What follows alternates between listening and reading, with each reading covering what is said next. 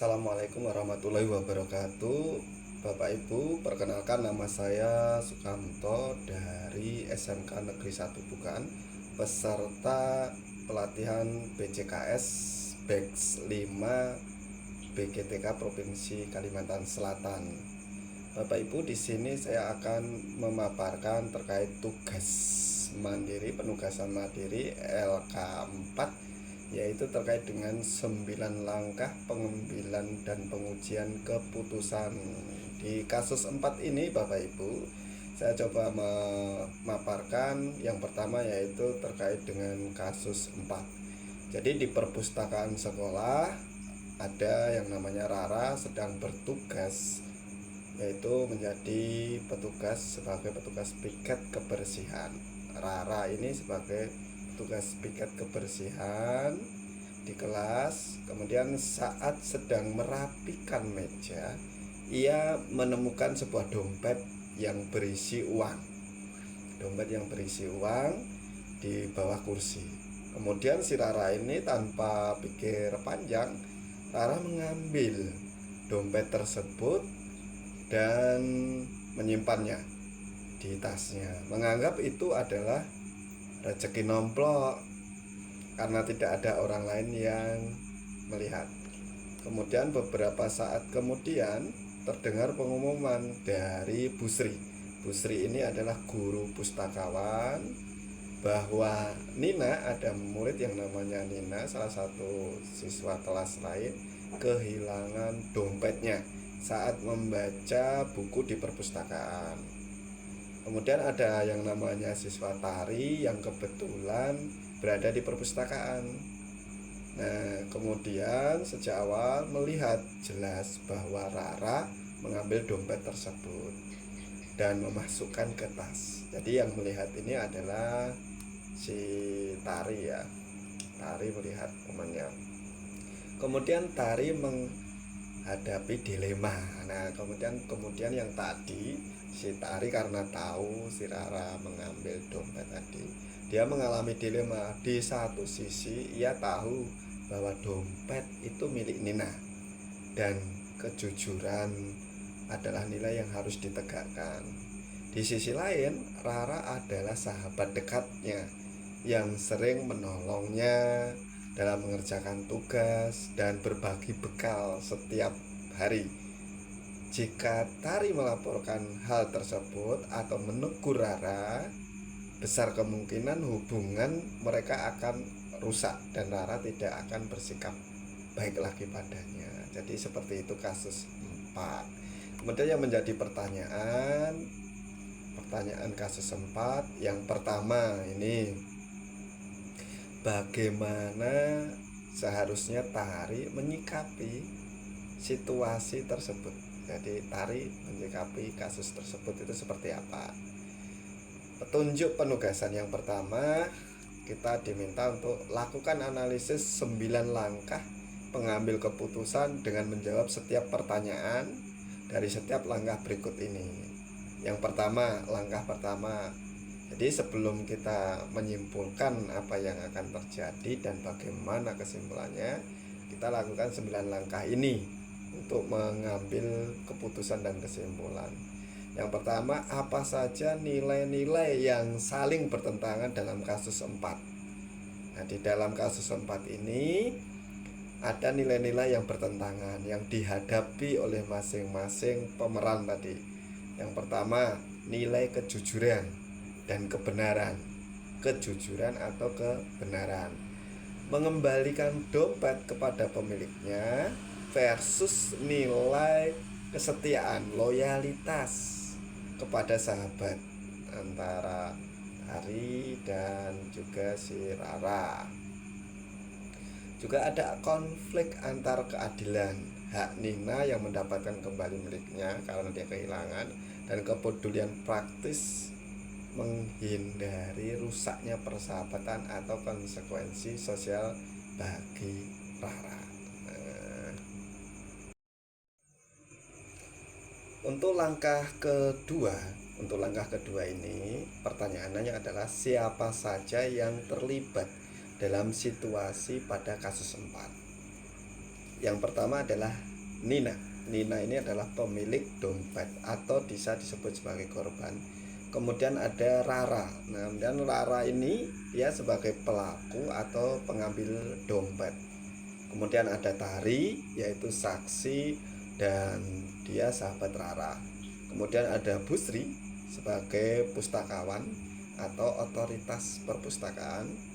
Kemudian serta warga sekolah lainnya seperti siswa lain, kemudian pegawai perpustakaan, kemudian tim tatip atau keamanan ataupun kesiswaan, wali kelas, orang tua. Apabila terlibat nanti ada pemanggilan orang tua siswa. Kemudian langkah 3, setelah kita menentukan siapa saja yang terlibat tadi dalam situasi kasus 4, langkah 3, fakta apa saja yang relevan pada situasi pada kasus 4. Yang pertama, faktanya Rara terlihat mengambil dompet dan menyimpannya di tas. Fakta pertama, Rara yang ngambil dompet dan menyimpannya di tas. Kemudian fakta kedua, Nina melaporkan kehilangan dompet. Yang punya dompet dia lapor ke guru pustakawan bahwa dia kehilangan dompet. Kemudian yang ketiga, Tari menyaksikan peristiwa itu. Nah, Tari ini menyaksikan sebagai saksi, nanti mungkin bisa. Kemudian yang keempat, tidak ada orang lain yang nampak menyaksikan selain Tari. Nah, kata kuncinya di Tari nanti. Kemudian kelima, motif Rara belum diketahui.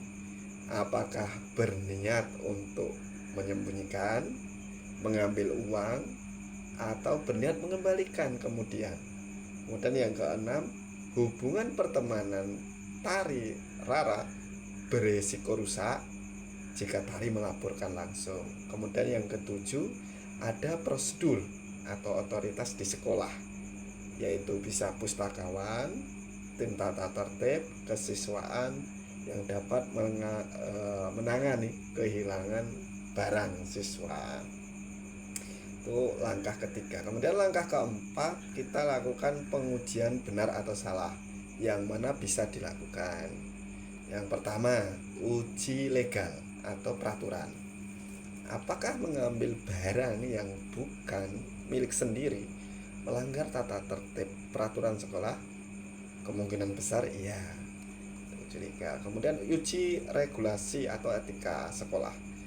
Apakah ada prosedur pelaporan penanganan kehilangan di perpustakaan? Kemudian ada uji intuisi. Nah, di uji intuisi ini apakah kata nurani Tari, apakah ia merasa wajar menyimpan rahasia sahabat ketika ada korban yang dirugikan? Kemudian uji publikasi.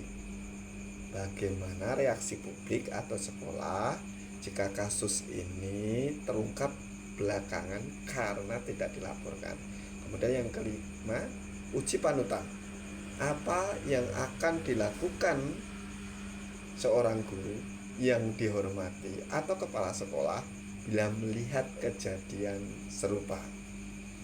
Kemudian kita lanjut langkah kelima, yaitu pengujian paradigma benar lawan benar, yang mana bisa dilakukan, yaitu yang pertama, kebenaran vs kesetiaan. Inti konflik, jujur kepada Nina vs loyal kepada Rara. Kemudian yang kedua, individu vs kelompok. Kebutuhan Nina sebagai individu melawan harmonisasi relasi dan citra kelompok atau sahabat. Kemudian yang tiga, jangka pendek vs jangka panjang. Menjaga persahabatan atau menyembunyikan kejadian adalah solusi jangka pendek. Hanya menjaga silaturahmi lah, harmonis gitu, itu jangka pendek. Kemudian melawan versus membangun budaya integritas dan kepercayaan di sekolah. Manfaatnya jangka panjang. Kita lanjutkan untuk langkah ke-6, yaitu prinsip resolusi, yang mana bisa dilakukan. Ada gabungan prinsip yang digunakan, yaitu yang pertama, care based thinking. yaitu lakukan pendekatan empati, perhatikan kondisi Rara, mengapa ia mengambil, dan efek pada Nina, prioritaskan kesejahteraan setara.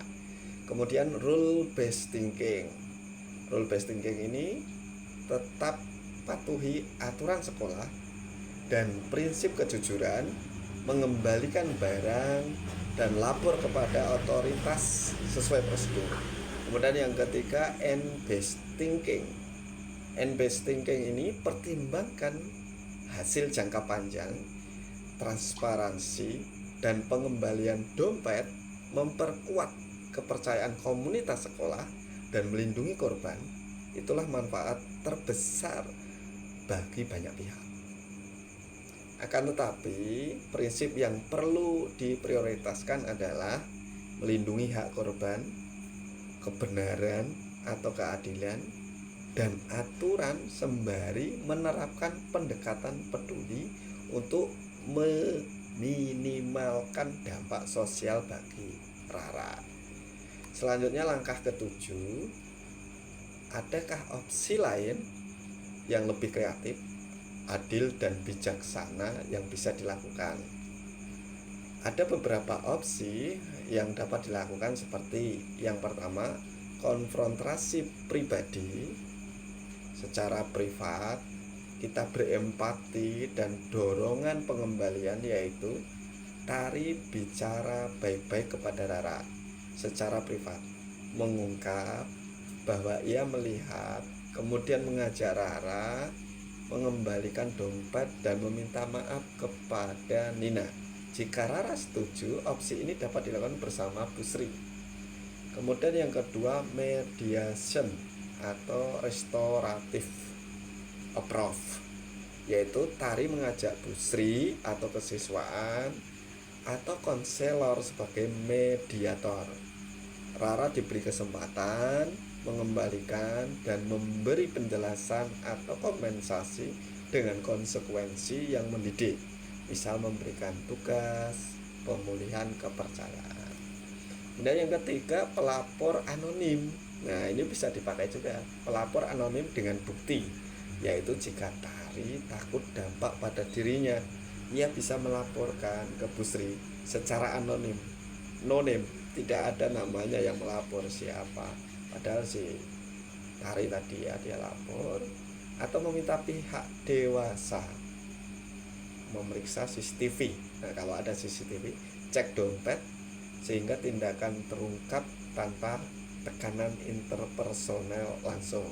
Kemudian yang keempat, mendorong pengembalian sukarela oleh Rara dan memberikan dukungan, yaitu Tari menawarkan dukungan agar Rara tidak merasa sendirian ketika mengembalikan dompet.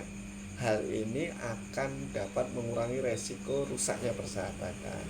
Kemudian yang kelima, langkah pencegahan, yaitu langkah pencegahan pendidikan. Setelah kasus ditangani, sekolah mengadakan sesi refleksi atau pelajaran karakter tentang kejujuran agar tidak terulang.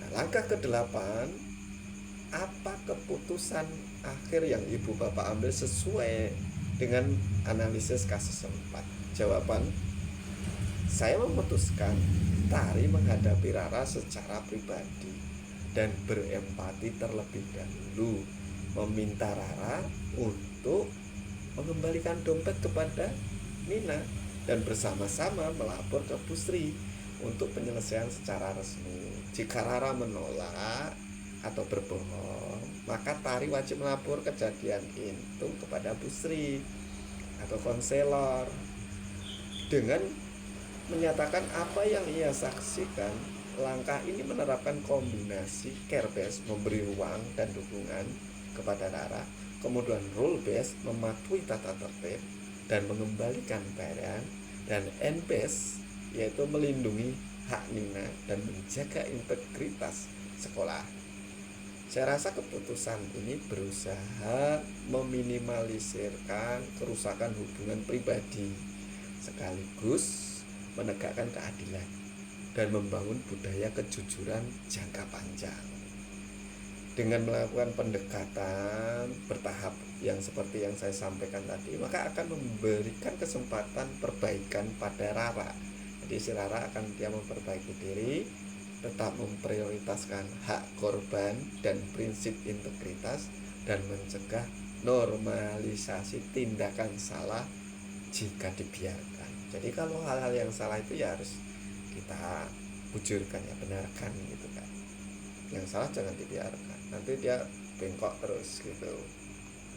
Kemudian langkah ke-9, pelajaran apa yang ibu bapak dapat dari pengambilan keputusan ini, dan bagaimana pelajaran tersebut dapat memperbaiki keputusan ibu bapak di kemudian hari. Jawabannya adalah keputusan yang beretika tidak selalu mudah, tetapi harus berpihak pada kebenaran dan nilai-nilai kebajikan. Saya belajar dari kasus ini bahwa dalam situasi dilema moral penting untuk tidak terburu-buru bereaksi, melainkan menganalisis secara keseluruhan dengan mempertimbangkan nilai-nilai yang bertentangan, kemudian dampak jangka panjang, serta perasaan dan kepentingan semua pihak yang terlibat. Kasus ini benar mengajarkan bahwa keberanian untuk menegakkan kejujuran dan integritas harus berjalan seiring dengan kepedulian dan empati, agar keputusan tidak hanya benar secara aturan, tetapi juga bijak secara moral. Kemudian kedepannya pelajaran ini akan memperbaiki cara saya mengambil keputusan, ibu bapak. Jadi dari kasus ini saya belajar bagaimana menjadi seorang nanti pemimpin yang kita memang bijaksana, benar katakan benar, tetapi diterima oleh beberapa pihak dengan sukarela, dan di endingnya ada perbaikan, sehingga kita tetap menjalin hubungan baik dengan semua pihak.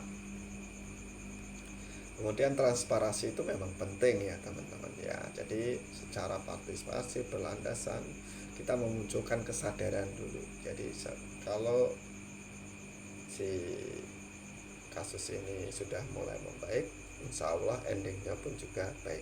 Oke, seperti itu yang bisa saya sampaikan. Terima kasih. Assalamualaikum.